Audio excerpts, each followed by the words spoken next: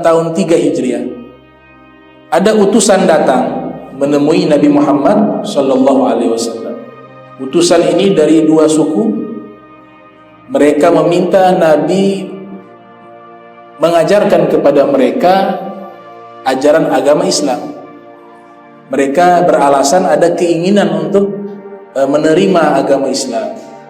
Maka Rasulullah SAW mengutus 10 orang datang kepada 2 suku Arab ini untuk mengajarkan Islam. Nabi mengangkat seorang sahabat menjadi amir, menjadi pemimpin bernama Asim bin Thabit. Asim bin Thabit menjadi pemimpin dari delegasi tersebut. Tujuannya datang untuk mengajar. Tidak ada persiapan secara militer, membawa senjata dan seterusnya, tidak. Karena mereka niatnya itu mengajar. Ternyata ketika 10 utusan Nabi Muhammad SAW, mereka pergi dengan niat mengajar kepada 2 suku Arab tersebut. Di tengah jalan, di satu tempat antara Usfan dan Makkah, ternyata ada 100 pemanah dari Bani Lihyan. Mereka menghujani 10 sahabat dengan panah. Alhamdulillah 10 sahabat ini berhasil selamat. Mereka sembunyi di satu bukit. 100 pasukan pemanah Banu Lihyan. Ini Banu Lihyan ini salah satu suku yang paling kejam. Sebab Banu Lihyan itu ada kunut nazila, itu Nabi kunut yang isinya mendoakan kebinasaan itu kepada salah satunya Banu Lihyan, pengkhianat.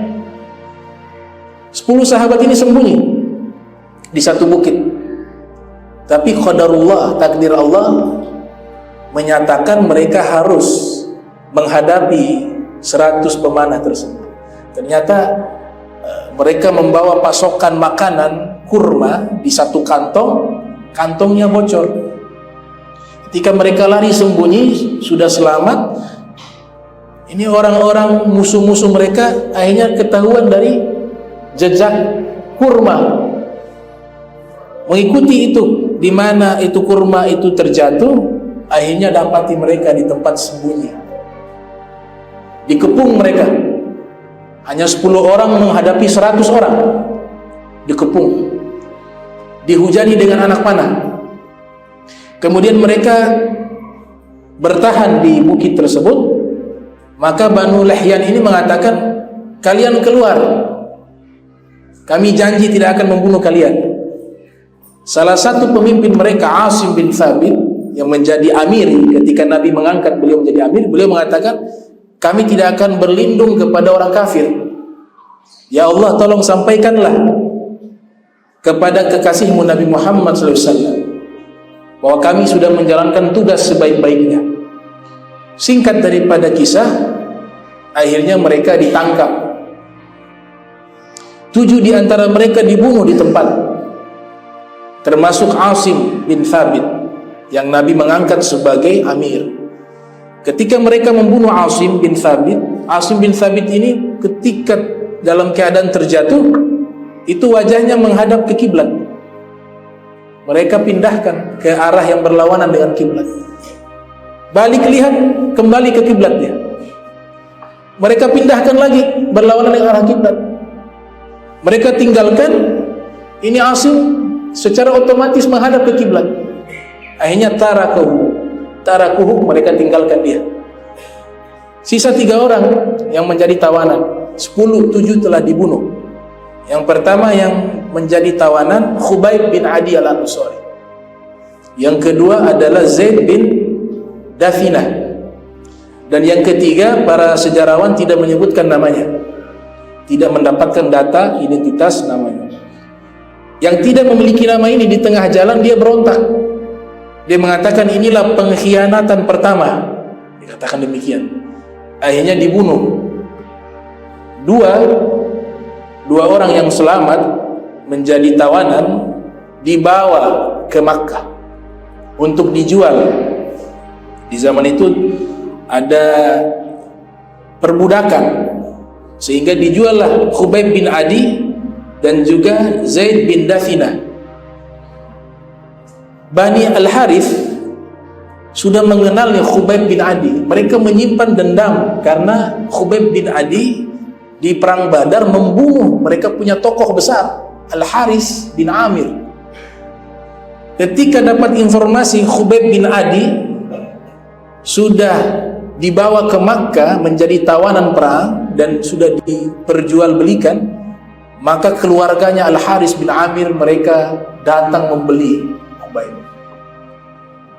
Dalam hati mereka menyimpan dendam yang sangat luar biasa kepada Khubayb bin Adi. Mereka membeli Khubayb bin Adi, kemudian ditempatkan di satu rumah seorang wanita bernama Mawiyah. Di rumah tersebut dirantai dengan besi. Coba kita bayangkan ya, ini habis perang, keluarganya meninggal, tahu orang yang membunuh keluarganya dan tokoh besarnya, tahu-tahu ada di Makkah, dalam keadaan masih menyimpan dendam yang luar biasa. Beliau seorang diri dibawalah ke rumah Mawiyah, setiap hari dianiaya, disiksa, tangannya dirantai. Tapi sahabat ini sahabat yang luar biasa. Sahabat ini seandainya usianya panjang, mungkin dia akan populer, karena ini sahabat yang soleh, ahli ibadah, pemberani, pemaaf, seorang wali min auliyaillah. Maka dirantai beliau dengan rantai besi, kadang diboikot makanannya, tidak diberi makan. Namun yang luar biasa, Mawiyah diriwayatkan oleh Az-Zahabi di dalam kitab Siyar wa A'lamin Nubala, juga Ibnu Athir dalam kitab Usudul Ghobah, dan juga Imam Ibnu Hajar dalam kitab Al-Isobah. Ini Mawiyah selalu melihat di sela-sela pintu, ini Khubayb bin Adi dapat makanan berupa anggur yang besarnya seperti kepala manusia, dan musim anggur tidak ada di waktu itu. Mawiyah mengatakan, saya belum pernah lihat buah seperti itu. Ketika Mawiyah masuk ke dalam agama Islam, dia mengatakan makanan yang dikonsumsi oleh Khubayb bin Adi di saat dirantai itu rizki dari Allah secara langsung kepadanya. Dalam riwayat yang lain, itu anggur besarnya seperti kanarjil, seperti kelapa. Jadi tangannya dirantai, beliau bisa makan itu. Tidak ada yang mengantarkan makanannya, tahu-tahu ada itu anggur sebesar kepala manusia atau anggur sebesar kelapa. Khubayb bin Adi dikurung di rumah itu berhari-hari. Setiap hari mereka datang menganiaya beliau untuk memerintahkan dia keluar dari agamanya, tetap dia tidak berubah, tetap di dalam keislamannya, keimanannya, sampai jenggot dan kumisnya sudah mulai makin memanjang. Dia meminta kepada Mawiyah, wanita yang memiliki rumah tersebut, untuk mengambilkan alat cukur. Alat cukur dalam bahasa Arab namanya Musa. Dipanggillah anak kecilnya. Mawiyah punya anak kecil, dititipkan ini pisau atau alat cukur untuk diberikan kepada Khubayb bin Adi. Anak ini membawa alat cukur tersebut. Sampai di Khubayb bin Adi, Mawiyah terlintas di dalam benaknya, ini tawanan, bisa saja nanti dia membunuh anak saya, atau dia menawan anak saya untuk dia bisa bebas. Mawiyah masuk ke dalam rumah tersebut.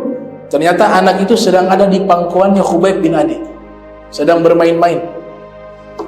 Masuk ini Mawiyah. Khubayb bin Adi kasyaf, tahu tuh bisikan hatinya Mawiyah. Dia mengatakan, ya fulana, wahai fulana, engkau menyangka saya akan menyakiti anakmu? Demi Allah, saya tidak akan lakukan hal itu. Saya tidak membalas kezaliman dengan kezaliman, dan kami dididik bukan menjadi orang-orang seperti itu, kata Khubayb bin Adi. Itu anak dibebaskan. Maka datanglah ini orang-orang musyrik, para pembesar-pembesarnya, mereka sudah putus asa. Ini tidak bisa dirubah keimanannya orang ini.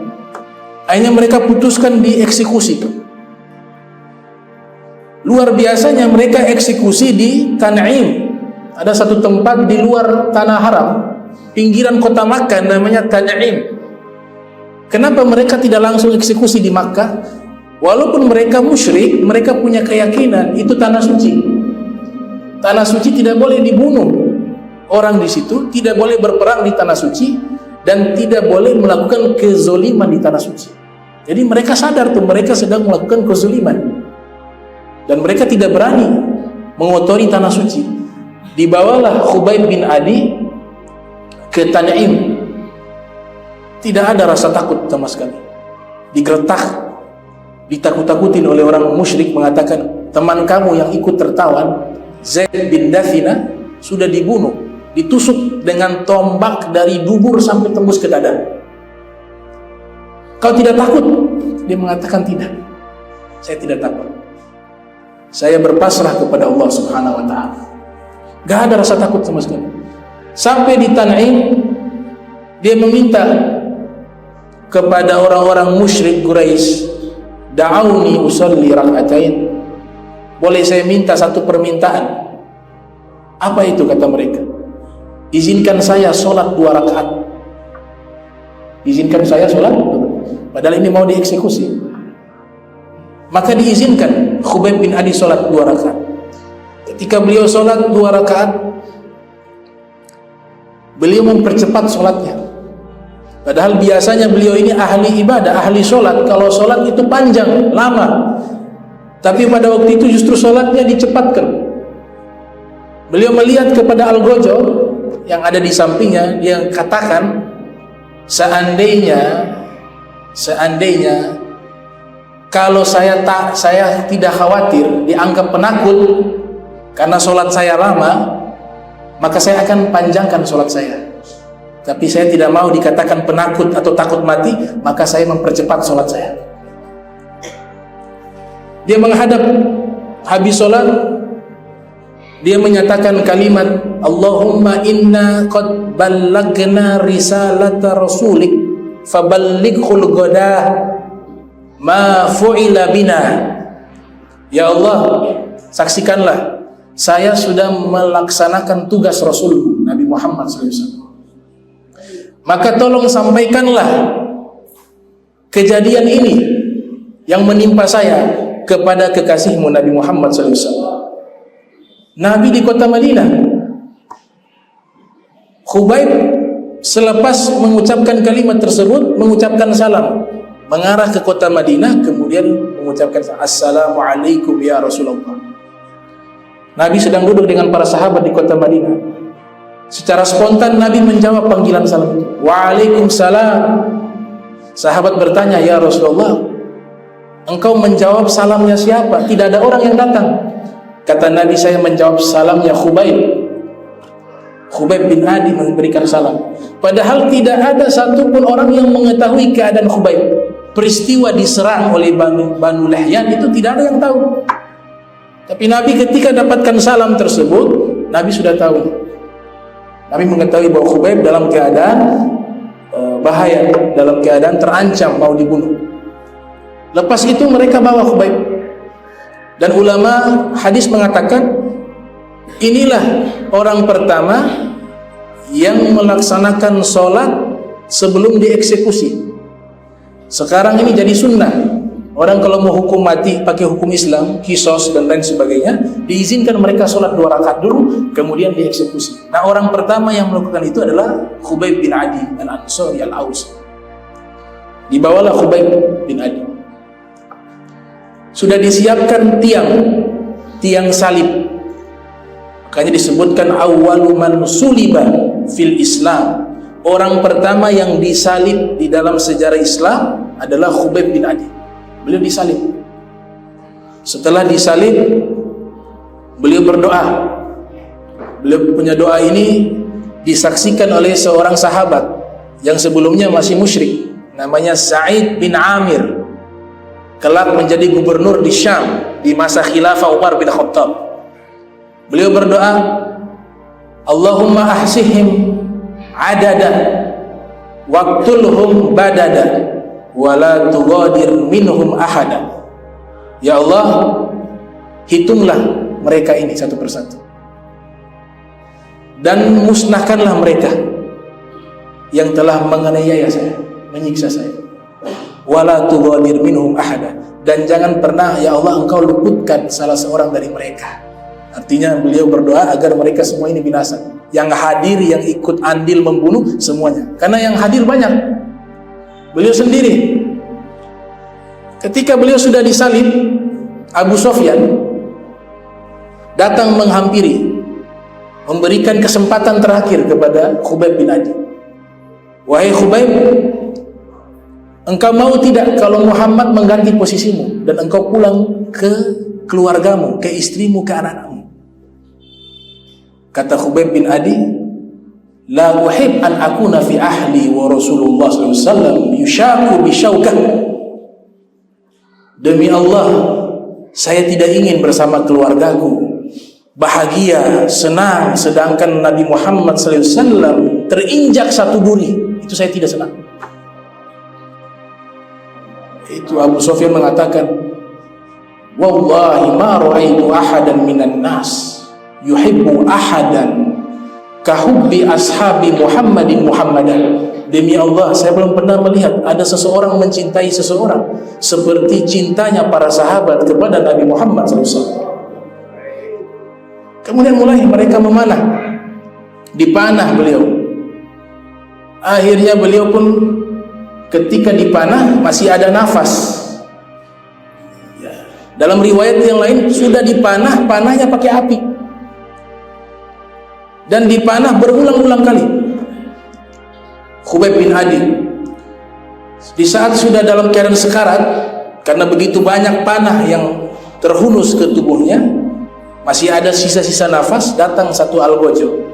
Al-Gojo ini adalah putra dari Al-Haris bin Amir, yang dimana Khubayb membunuhnya di perang Badar. Namanya Uqbah ibn Al-Harith. Dibunuhlah Khubayb dengan pedang. Setelah itu dibiarkan dia di tiang salib tersebut. Nabi kita Muhammad SAW, beliau di kota Madinah mengetahui peristiwa itu. Beliau mengatakan di hadapan sahabat-sahabatnya, wa man yunzilu Khubayba an khashabatihi lahul jannah. Wahai sahabat-sahabatku, siapa yang bisa menurunkan Khubayb dari tiang salib tersebut, bagi dia surga. Maka Zubair bin Awam mengatakan, saya ya Rasulullah, saya akan pergi ke Makkah, saya akan melepaskan Khubayb dari tiang salib. Kemudian Mikdad mengangkat tangan, saya juga ya Rasulullah, saya akan ikut dengan Zubair bin Awam. Maka kedua-duanya pergi berangkat ke kota Makkah. Perjalanan dari Madinah ke Makkah itu memakan waktu cukup panjang. Mungkin diperkirakan 7 hari. Ketika mereka sampai di Tan'im, ada 40 pengawal menjaga ini Khubayb bin Adi yang sudah disalib, agar tidak ada yang menurunkan Khubayb bin Adi. Yang luar biasa, ketika 4 pengawal ini tertidur, Zubair bin Awam datang, kemudian melepaskan Khubayb bin Adi dari tiang salib tersebut. Dalam riwayat ini menyebutkan terjatuh itu jenazah. Ketika terjatuh itu jenazah, itu tanah dia membuka secara otomatis. Kemudian Khubayb masuk ke dalam dan tanah itu tertutup. Makanya julukannya Bali'ul Ard. Julukan beliau Bali'ul Ard. Bali'ul itu artinya orang yang ditelan bumi.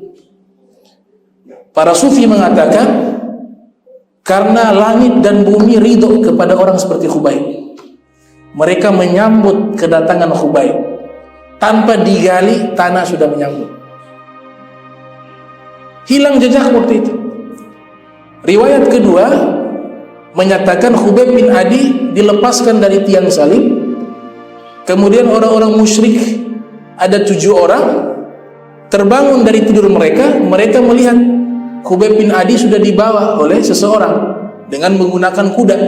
Maka dikejarlah orang tersebut. Di tengah perjalanan atau perjalanan tersebut, jenazah Khubayb terjatuh dari kuda. Ketika terjatuh, langsung masuk ke dalam tanah dan hilang jejak. Sampai mereka akhirnya mengetahui kejadian ini, para sahabat Nabi yang ada di kota Madinah, mereka semuanya sedih. Tapi Rasulullah SAW ketika datang dua sahabat, Zubair bin Awam dan Miqdad, yang sudah Nabi memberikan jaminan siapa yang menurunkan jenazahnya Khubayb dari tiang salib, lahul jannah, bagi dia wajib surga. Mereka menagih janjinya kepada Rasulullah, ya Rasulullah, kami sudah turunkan. Kata Nabi, lahul jannah, bagi dia Miqdad surga, walakal jannah, dan bagi engkau juga surga. Berarti ini sahabat yang sangat mulia, Khubayb bin Adi. Nah, beliau wafat pada tahun 4 Hijriah. Peristiwa itu terjadi pada tahun 4 Hijriah. Waktu berjalan, Sa'id bin Amir yang pada waktu itu menjadi saksi mata hadir di tempat di mana Khubayb bin Adi dieksekusi. Tapi dalam hatinya beliau menolak. Cuma waktu itu beliau usianya masih muda, sedangkan yang ada di hadapan beliau para pembesar-pembesar Quraisy yang usianya jauh lebih tua dari beliau. Masuk Islam, wa hasuna islamu, dan keislamannya baik, keislamannya bagus. Dilantik menjadi gubernur di masa khilafah Umar bin Khattab. Ini diceritakan di dalam kitab Al-Isobah fi Tamyiz Sahabah. Ketika menjadi gubernur, ini ada hal unik terjadi. Sa'id bin Amir, Sayyidina Umar meminta data-data para gubernurnya dan juga data-data orang-orang miskin untuk diberikan zakat. Sampailah data tersebut kepada Sayyidina Umar bin Khattab di kota Madinah. Orang-orang yang wajib diberikan bantuan berupa zakat, ternyata ada nama gubernur di situ. Gubernurnya bernama Sa'id bin Amir. Jadi bisa bayangkan gubernur wajib terima zakat. Sayyidina Umar heran, ini Sa'id bin Amir yang saya lantik sebagai gubernur, kok dia namanya ada sebagai mustahik, orang yang berhak menerima zakat? Maka mereka katakan, wahai Amirul Mukminin, Sa'id bin Amir walaupun seorang gubernur, tapi dia orang paling miskin di antara kami. Gubernur tapi orang paling miskin di antara kami. Luar biasa. Sayyidina Umar heran, kok bisa demikian? Mereka katakan rumahnya petak, makannya sehari sekali, bajunya hanya satu, pakaiannya hanya satu. Terus gaji yang saya kasih, dia sedekahkan untuk umat. Kemudian ditanya lagi oleh Sayyidina Umar bin Khattab, kira-kira apa yang perlu dikritik untuk saya perbaiki orang seperti ini? Bayangkan, untuk kasih baik lagi dia. Apa kekurangannya ketika menjadi gubernur di antara kalian? Maka masyarakat mengatakan beliau punya 3 kekurangan saja, 3. Yang pertama, kalau waktu malam kami datang ada urusan penting, tidak pernah diterima. Beliau hanya menerima urusan-urusan umat itu hanya di waktu siang, waktu malam tidak pernah diterima. Itu kekurangan pertama. Kekurangan kedua, beliau setiap 7 hari, setiap pekannya itu ada 1 hari tidak pernah keluar rumah. 1 hari tidak pernah keluar rumah. Itu mau datang minta urusan apapun tidak diterima. Kemudian kekurangan yang ketiga, ada kalanya duduk bersama kami tiba-tiba pingsan, dan itu sering terjadi. Singkat daripada kisah, Sayyidina Umar bin Khattab datang bertemu dengan Sa'id bin Amir, bertanya kepada Sa'id bin Amir, engkau punya 3 kekurangan. Ini jadi kritikan dari masyarakat yang kau pimpin. Saya minta penjelasannya, kata Sayyidina Umar bin Khattab. Baik Amirul Mukminin, apa yang kekurangan yang perlu saya perbaiki? Kata Sayyidina Umar, yang pertama, masyarakat mengatakan engkau itu kalau waktu malam ada hajat dari masyarakat kepada dirimu, tidak pernah engkau terima waktu malam. Engkau hanya menerima di waktu siang. Apa yang kau lakukan? Kenapa seperti itu? Kata Sayyidina Umar bin Khattab. Engkau kan gubernur, harus menerima semua keluhan masyarakat.